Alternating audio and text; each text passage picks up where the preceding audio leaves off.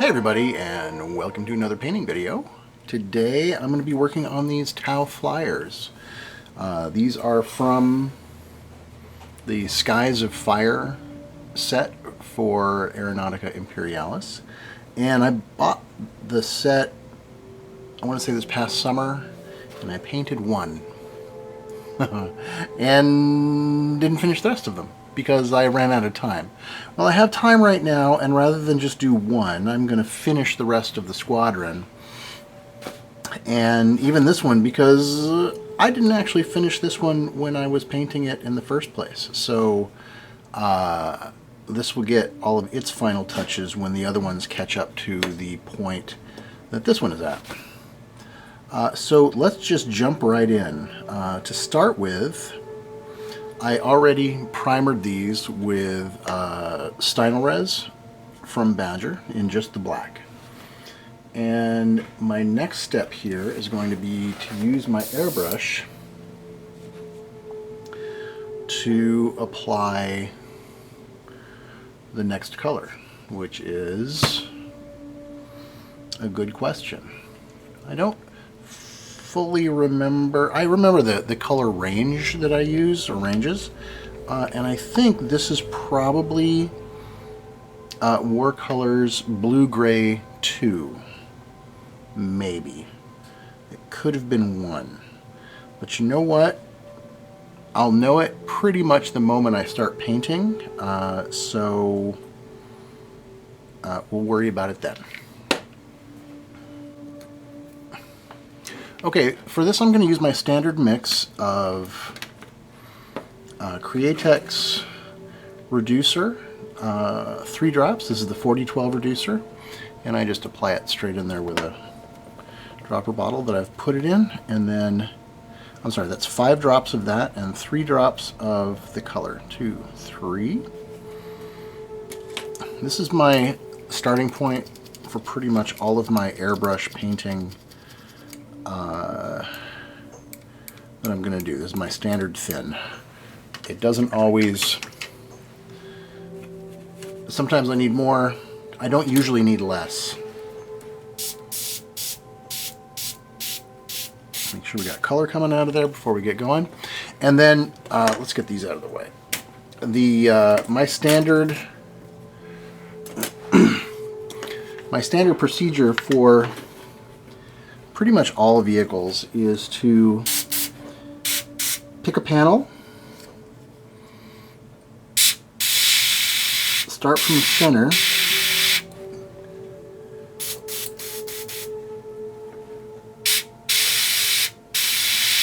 and carefully fade in the color on just that panel.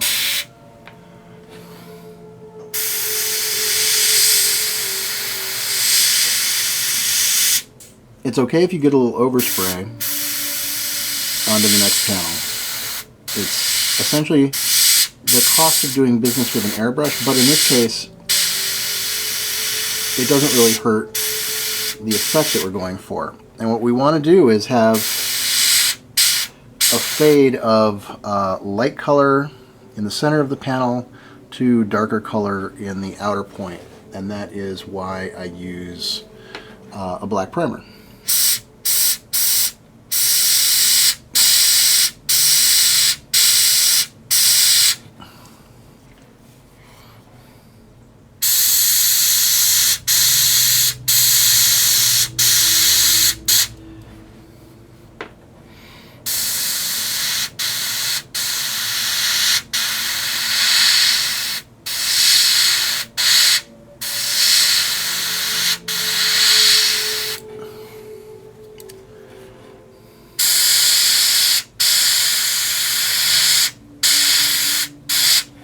I think the most important thing is just to make sure that you don't get hot spots through flooding the area with too much paint. And keep an eye on your tip, because you will get paint dried on there, and that'll either cause the flow to be poor onto your subject. Also, it could come off onto your model, and you don't want that either.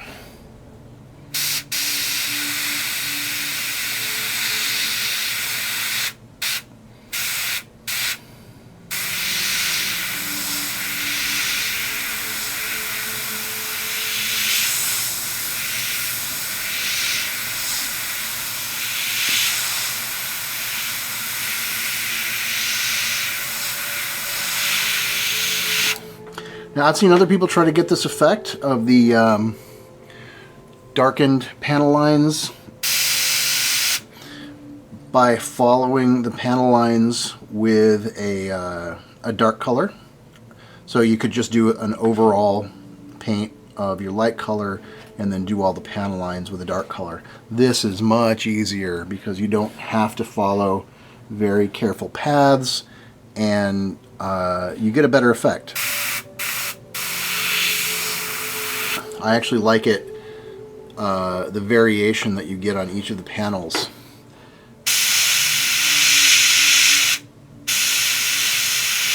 Is much better this way.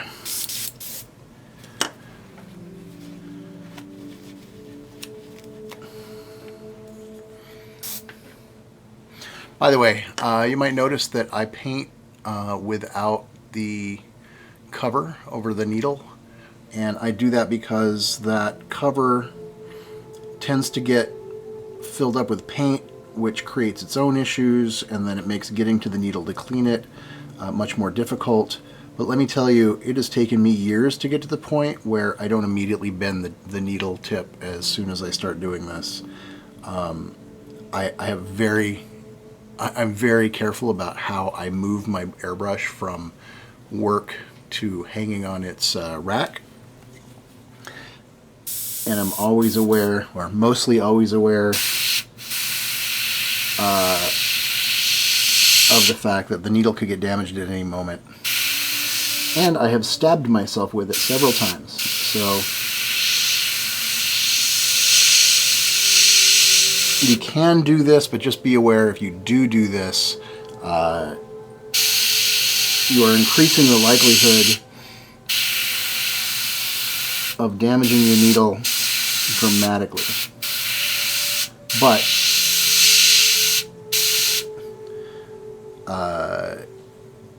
it's helpful.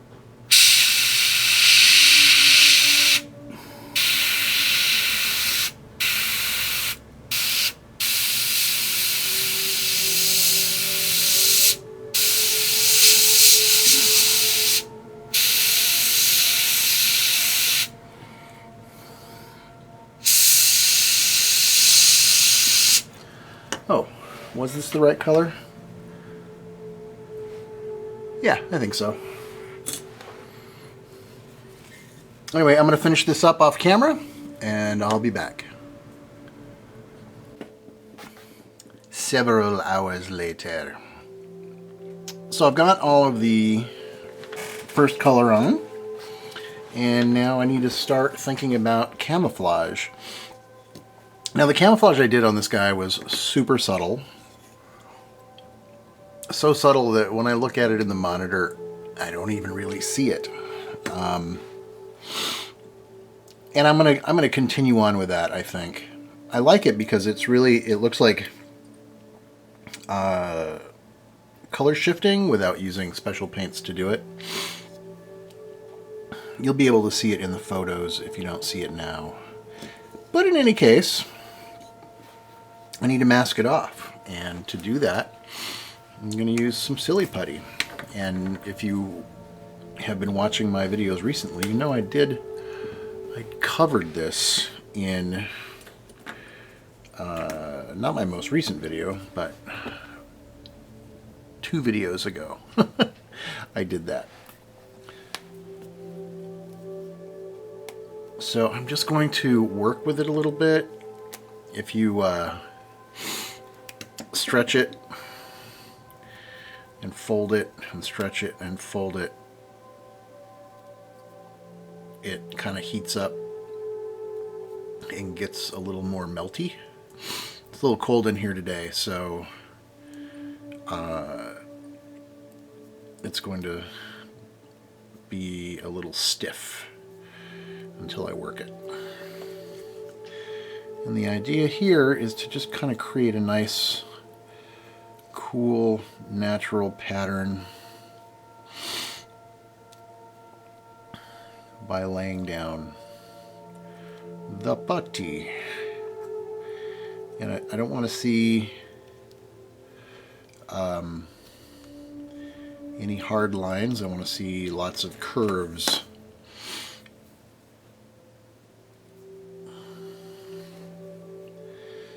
So again, just working another piece, and we'll put this one here.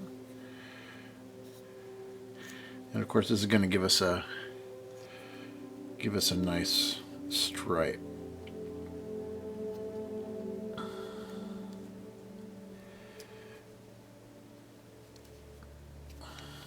And I realize I should probably continue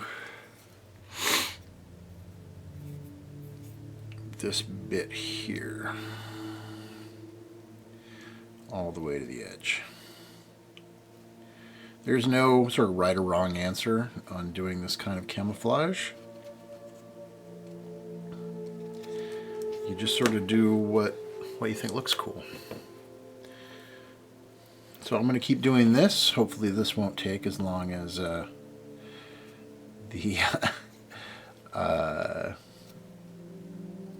the base coating did. So I will be back. So as you can see, I've got everything masked and ready to go. I'm back to a point where I'm not sure I'm using the same color that I used last time. I've got some Warcolours Turquoise 2 in the hopper, and I guess we're going to find out. So let me get these out of the way, and we'll start with this. And essentially, we're doing pretty much the same thing we did last time with the base coat, but we're just doing it in a much smaller area. But again, I'm not trying to do a full coverage. When I see a panel line, I try to avoid it.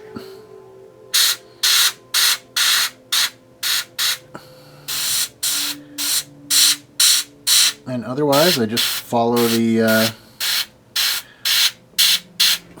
mask.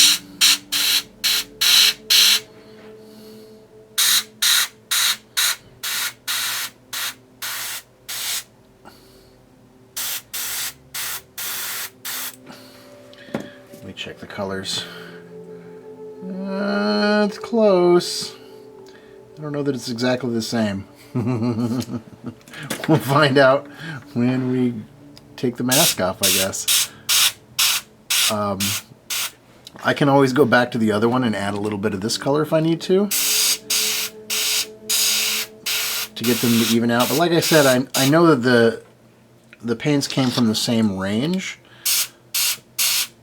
So even if they're not exact, they will be very close. Alright, let me go finish up the rest of this, and I'll come back and remove the mask. Okay, let's start taking off the masking.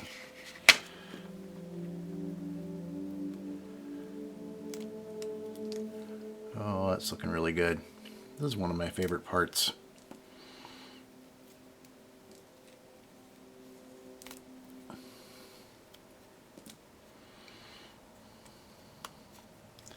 So one of the differences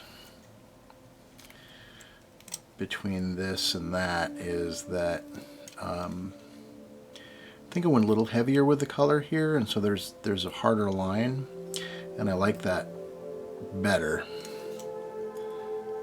But so what I did with this one is I kind of freehanded over the top so that I could get the colors to match up a little better. I also think that when I painted this one, I may have done a weathering pass on it with some transparent black, maybe. I'm not entirely sure, but I think that's probably the case. And I'm not going to do that with this one or these other ones, because I like how the turquoise looks. So let's do the rest of these.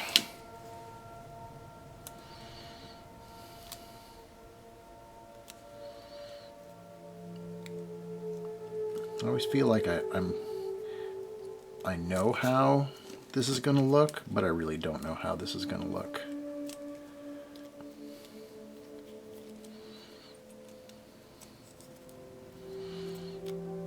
That's why the reveal is so much fun.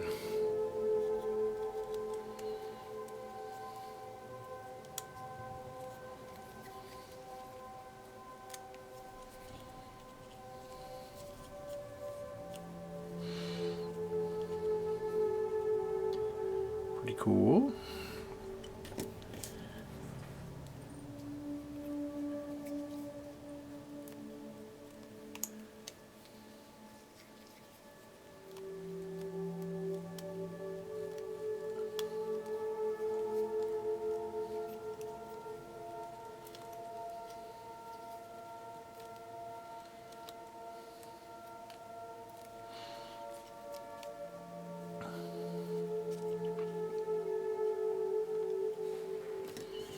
And last one.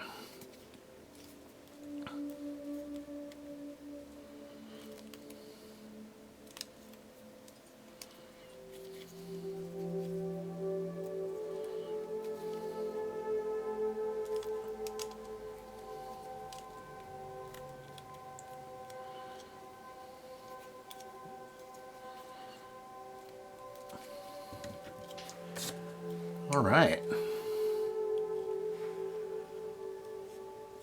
All right, those look great. I'm going to give this some thought, see what our next step is. Okay, so my decision on what to do next was decals. And I'll be honest, I wasn't entirely sure I was going to do decals on these, but I do find that decals in general tend to add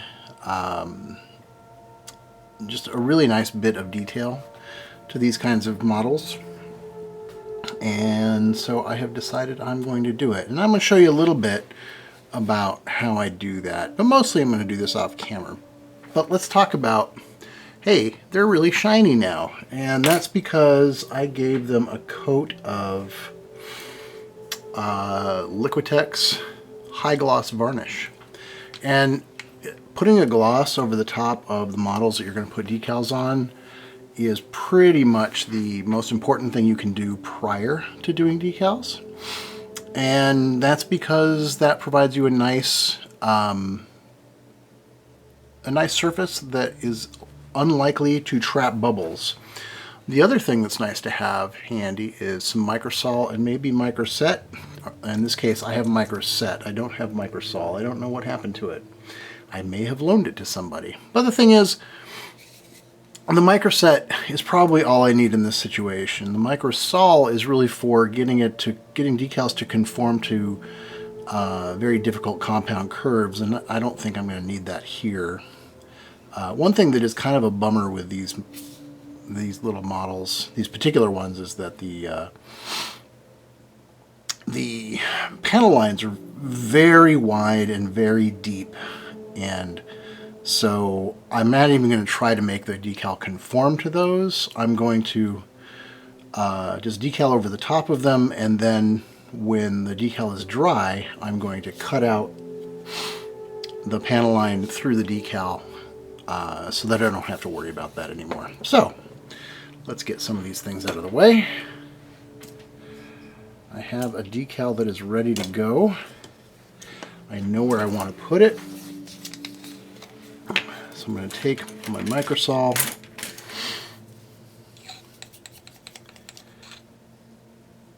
and I'm going to spread it over that area.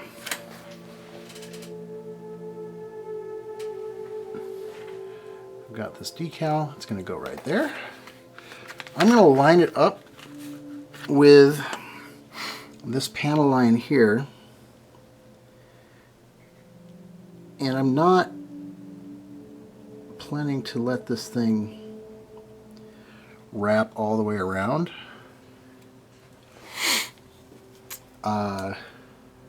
like it wants to do there, but I am just going to let it dangle, I believe.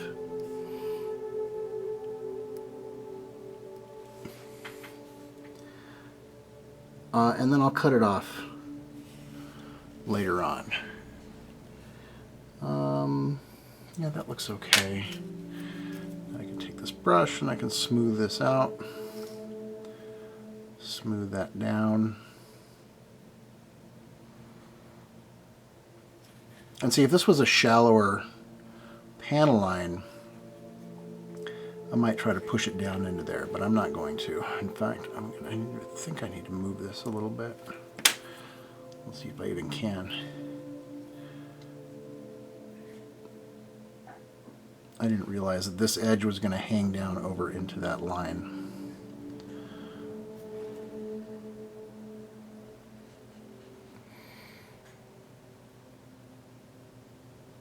There we go.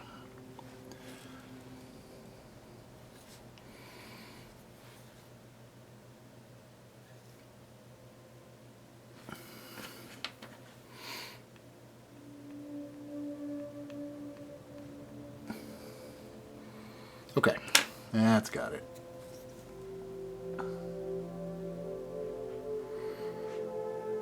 And brushing it smooths out the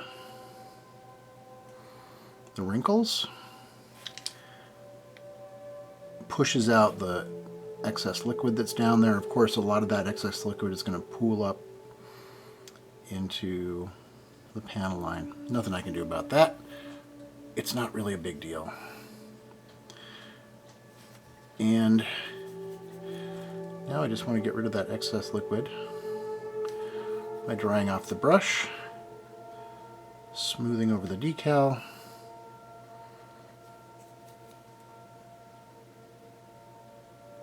and when it looks smooth enough to me,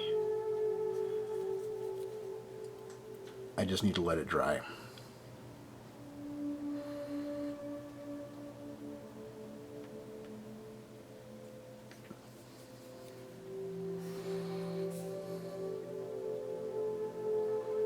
Okay, I'm going to do some more decals and I'll come back. Okay, so this is actually the next day. I wanted to go ahead and let the decals completely cure out before I got to the next step. I should point out that I did find my microsol, which made me very happy because this stuff really does kind of amazing things with your decals. And in this case, it actually made the decal conform to these super deep panel lines here. And I don't think they did it on this one. I did have some issues with this one. But I'm going to look at it closer. Oh, no, my mistake. It did. It just looks like it didn't because it conforms so well, and at least there it's shallower than I thought.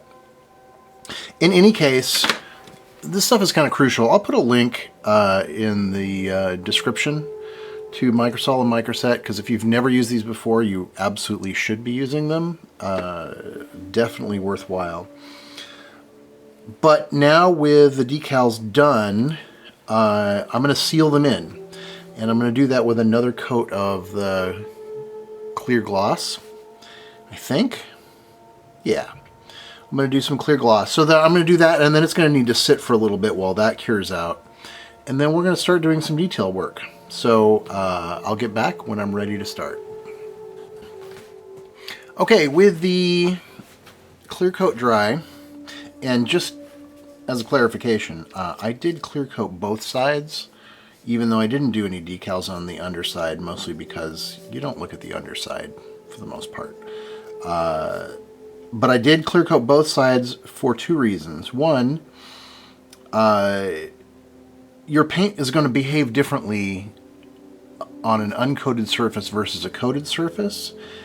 And so that would mean that anything I did to both sides was going to look differently on both sides if I didn't do the clear coat. And the other reason is that I had been considering whether or not to do panel lining, which is what we're about to do. And the reason I wasn't sure if I wanted to do it is these, like I have said before, these panel lines are very deep, and I thought that perhaps it wasn't necessary. So I did a little test on this guy, and you've got panel lines here versus no panel lines here, and I definitely liked the look better. And I should have just assumed that I was going to do it because I always do it. But what I did do differently than I normally do is normally I would probably wash a black into there, and in this case I'm using Cool Gray 5, which in this bottle looks black, but it is not black. And so it is, I'm using that as a way to just sort of back off on the intensity of the panel lines just a bit. I'm going to do that in all the panel lines, and it's very simple. And this is, I got one of my cheap thin brushes, One Happy Choice, which I've got a video about cheap brushes in the YouTubes. But I'm just going to go ahead and drop this into the panel lines and into these vents. And the other nice thing about having the clear coat on here is that if you get a little messy, you can just kind of wipe it with your fingers and it'll come right off of the raised portion. And you kind of have a lot of time to work with that, and so you can either do that with your finger, or you can clean your brush and just spread it out. Let me reach here a little bit, get my water. And I'm just going to continue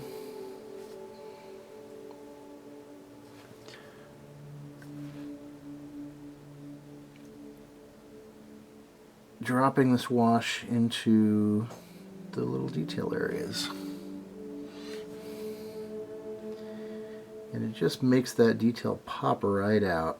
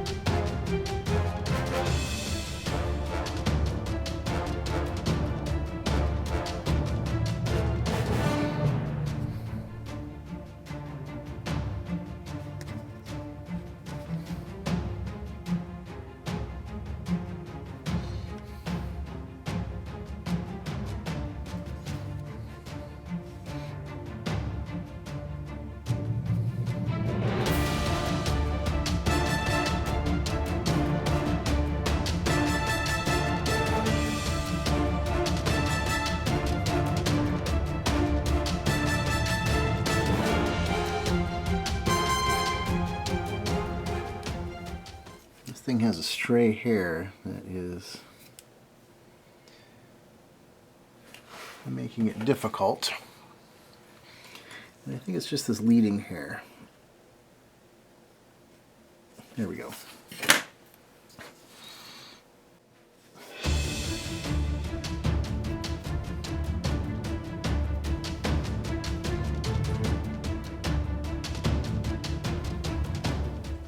Now, if you find that your wash isn't filling those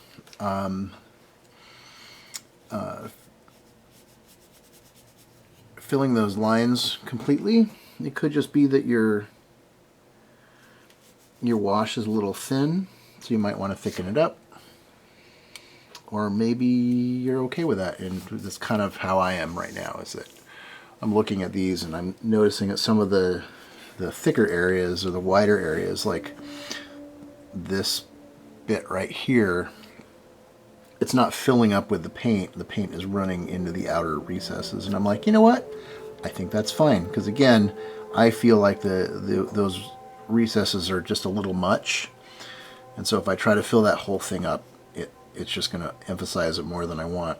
But I am going to go ahead and do the rest of this, and then I will come back. Okay, I am super happy with how the lining went, the panel lining, and so I'm going to just move on to some more black here. So this is the one that I had painted previously, and you can see I have these black engine exhaust shrouds. So I'm going to continue that with the rest of these. And this is just black. It's, you know, whatever black you have handy. The actual back of the engines are still black from the primer. They never really got any overspray on them, so I don't really have to do much there, but pretty much everything else is going to require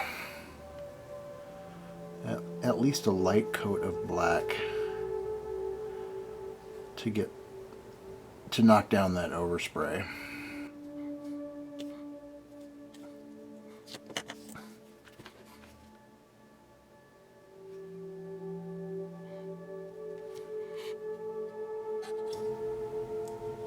Okay, in addition to the engine exhaust, I also did the engine intakes.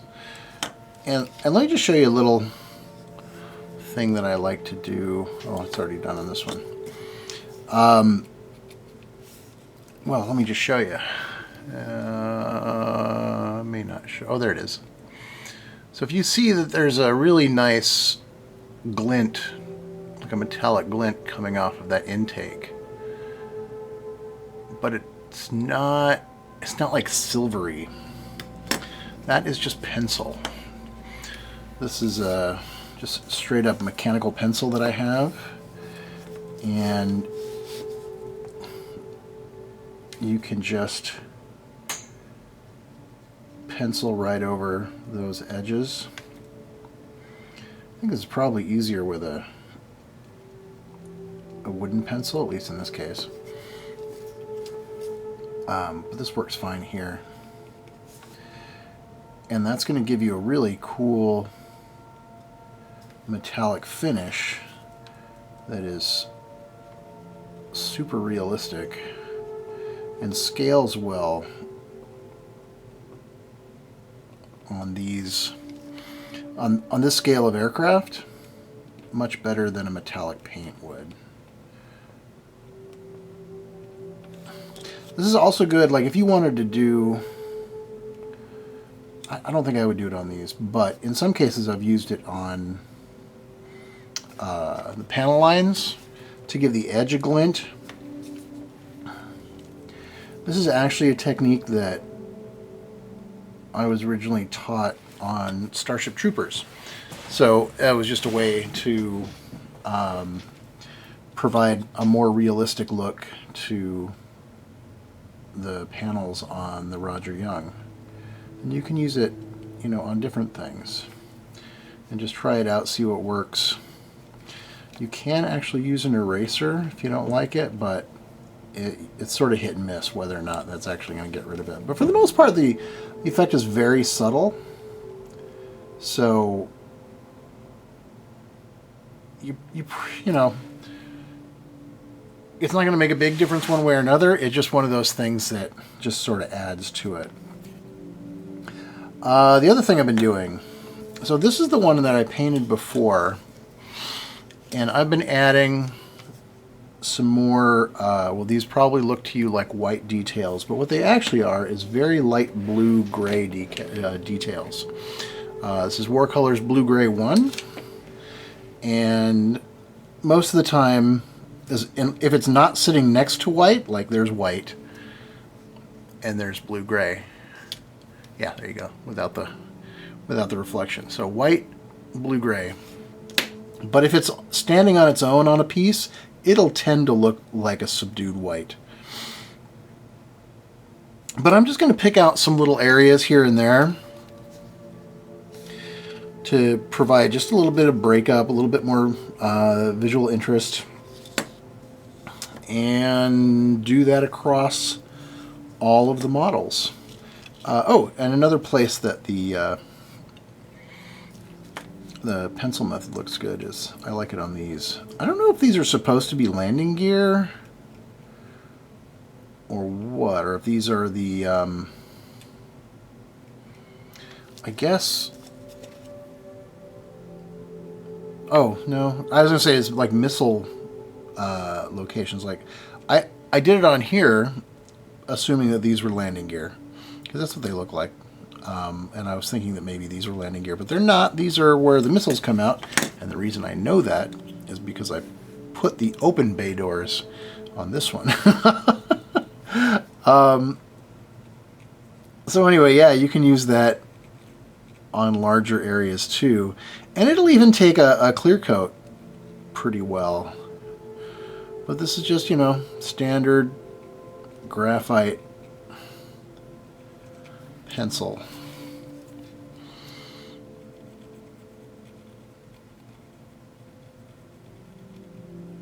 And you get a nice, realistic, dull metallic finish. I use this technique on a lot of things, honestly. So anyway, I'm going to go ahead and continue on with the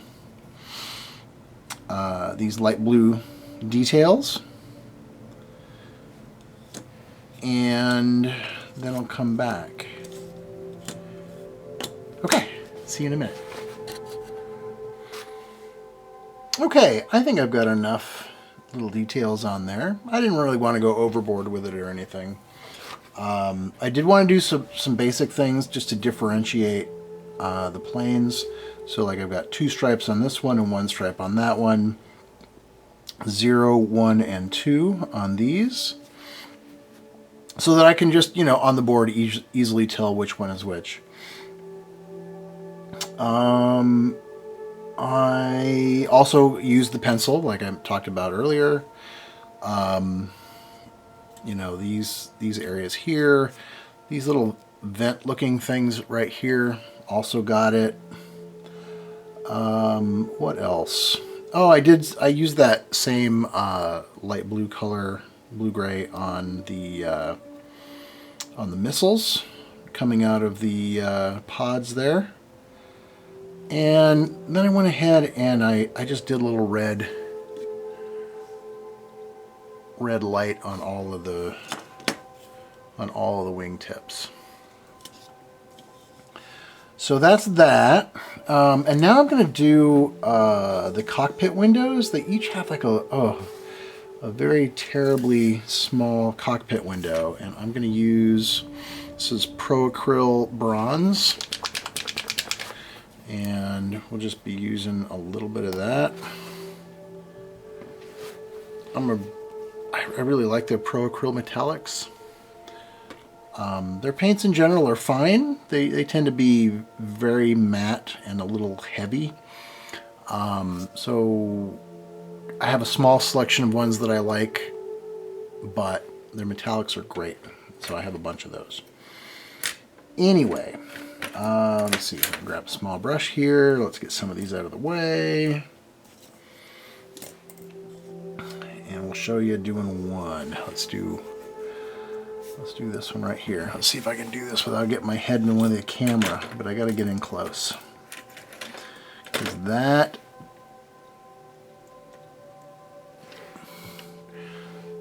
windshield is not very big. This may not even be a good brush for this. Okay.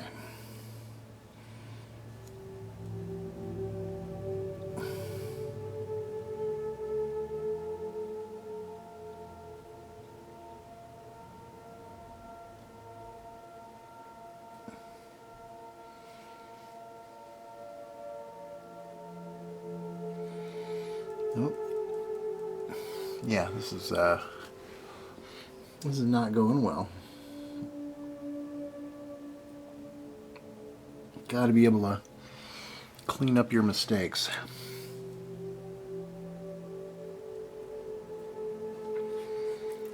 Okay, maybe a different brush. Let's try. You know what? This one's still pretty new. And it's very narrow.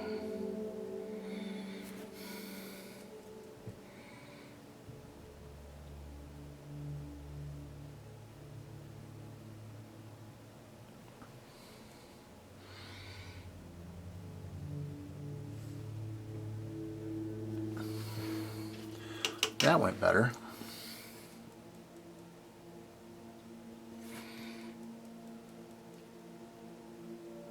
Okay. Now I'm going to go do, oh, you can kind of see the glint there. I'm going to go do the rest of those, and then I'll come back to you. Okay. Okay, I think these are done. Now there's certainly more I could do here with these with weathering, but I'm not going to do it with the Tau. I always like to think of their stuff as being more clean and more well kept. And so I'm going to reserve my sort of heavy weathering stuff for the other side of this box set, and that is the Imperial Guard, or whatever they're called these days. You know, I've been doing this since the 80s, so they're the Imperial Guard to me. But there is one last thing to do here, and that is they need a clear coat. Now, over the years, I have tried various things as clear coat, and there is nothing that you can buy in a can or a bottle that I love. Some of them work better than others. Some of them work for a while, and then they don't work anymore. It used to be that Tester's Dull Coat was my go-to for a flat coat.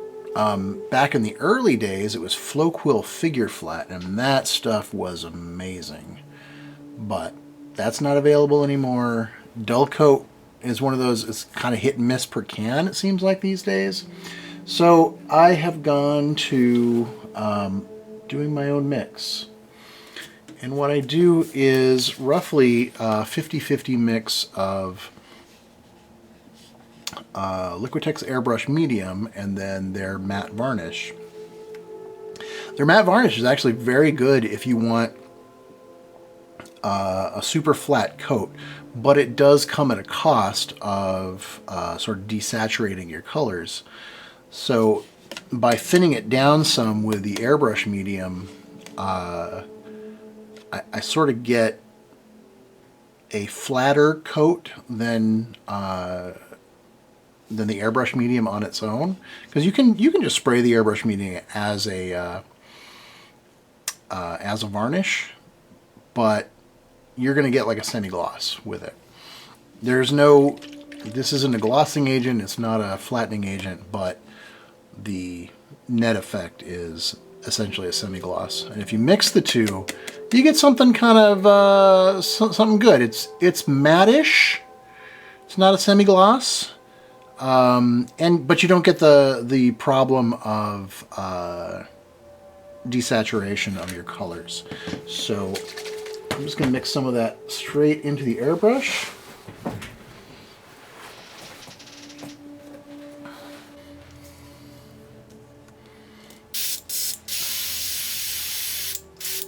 Make sure it's all, we're getting the mix out of the bottle, or out of the brush.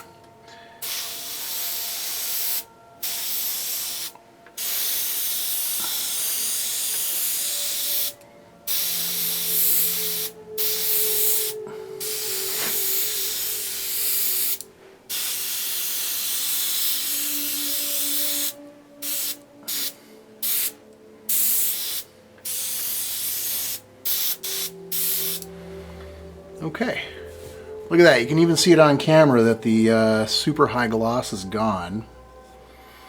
Where it's still wet, it's still a little shiny, but it should be pretty matte by the time this is all done.